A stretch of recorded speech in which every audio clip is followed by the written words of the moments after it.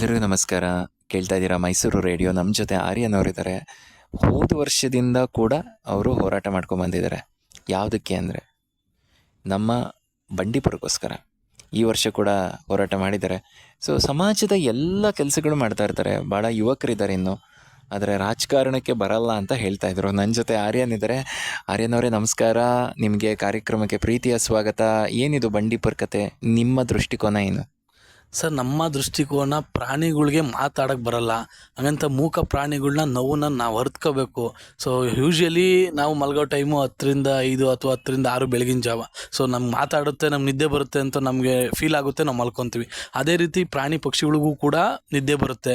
So ಅವು ಮಾತಾಡೋಕ್ಕಾಗಲ್ಲ, ಮಾತಲ್ಲಿ express ಮಾಡೋಕ್ಕಾಗಲ್ಲ. ಅವ್ರ ನೋವನ್ನ ನಾವು ಅರ್ಥ ಮಾಡಿಕೊಂಡು ಯಾವುದೇ ರೀತಿ ಈ ರಾತ್ರಿ 9 ಗಂಟೆಯಿಂದ ಬೆಳಗಿನ ಜಾವ 6 ಗಂಟೆವರೆಗೂ ನಿಷೇಧ ಇದೆ ರೋಡಲ್ಲಿ ಓಡಾಡೋದಕ್ಕೆ. ಅದೇ ರೀತಿ ನಿಷೇಧನ ಕಂಟಿನ್ಯೂ ಮಾಡ್ಕೊಂಡು ಹೋಗ್ಬೇಕು ಸರ್. ಇವರೊಂದು ಏನೋ ಒಂದು ಕಾರಣಕ್ಕೆ, ಯಾವುದೋ ಒಂದು ಆಸೆಗೆ, ಪ್ರಕೃತಿ ಸಂಪತ್ನೆಲ್ಲ ದೋಚಬೇಕು ಅನ್ನೋ ದುರಾಸೆಗೋಸ್ಕರ ಇವರು ನೈಟ್ ಟ್ರಾಫಿಕ್ನ ತೆಗೆದುಬಿಟ್ಟು 24x7 ಓಪನ್ ಬಿಟ್ಬಿಡಿ ಅಂದರೆ ಯಾವುದೇ ಕಾರಣಕ್ಕೂ ಆಗಲ್ಲ. ನಮ್ಮ ಪ್ರಾಣಿ ಸಂಕುಲ ನಶಿಸಿ ಹೋಗುತ್ತೆ. ನಾಳೆ ಒಂದಿನ ನಮ್ಮ ಮಕ್ಕಳಿಗೆ ಹುಲಿ ಅಥವಾ ಆನೆ ಅಥವಾ ನವಿಲು ಅಥವಾ ಯಾವುದೇ ಪ್ರಾಣಿನಾಗಲಿ ನಾವು ಗೂಗಲಲ್ಲಿ ಮ್ಯಾಪಲ್ಲಿ ಗೂಗಲಲ್ಲಿ ತೋರಿಸ್ಬೇಕಾಗುತ್ತೆ. ಇದು ನೋಡಪ್ಪ, ಇದು ನವಿಲು, ಇದು ಹುಲಿ, ಇದು ಆನೆ, ಈ ಥರ ಇರ್ತಿತ್ತು ಅಂತ. ಸೊ ಖಂಡಿತ ಅಂಥ ದಿನ ಬರಬಾರ್ದು ಅಂತಲೇ ಈ ಥರ ಗಂಧದ ಗುಡಿ ಅಂತ ಸಂಸ್ಥೆಗಳು ಇನಿಷಿಯೇಟಿವ್ ತೊಗೊಂಡಿದ್ದಾರೆ.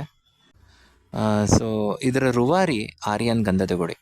ಸೊ ಇನ್ನೂ ಚಿಕ್ಕ ವಯಸ್ಸಲ್ಲೇ ಅವರು ತುಂಬಾ ಸಮಾಜದ ಬಗ್ಗೆ ಕಾಳಜಿ ಇಟ್ಕೊಂಡು ತುಂಬ ದೊಡ್ಡ ಮಟ್ಟದಲ್ಲಿ ಯಶಸ್ಸನ್ನು ಕಾಣ್ತಾ ಇದ್ದಾರೆ.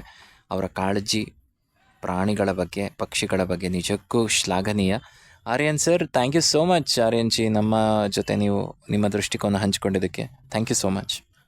ಥ್ಯಾಂಕ್ ಯು ವಿನಾಶ್ ಅವರೇ, ಥ್ಯಾಂಕ್ ಯು ಸೋ ಮಚ್. ಮತ್ತಷ್ಟು ಮಾತಾಡೋಣ. That was Aryan. ಕೇಳ್ತಾ ಇರಿ ಮೈಸೂರು ರೇಡಿಯೋ, ಇದು ನಮ್ಮ ರೇಡಿಯೋ.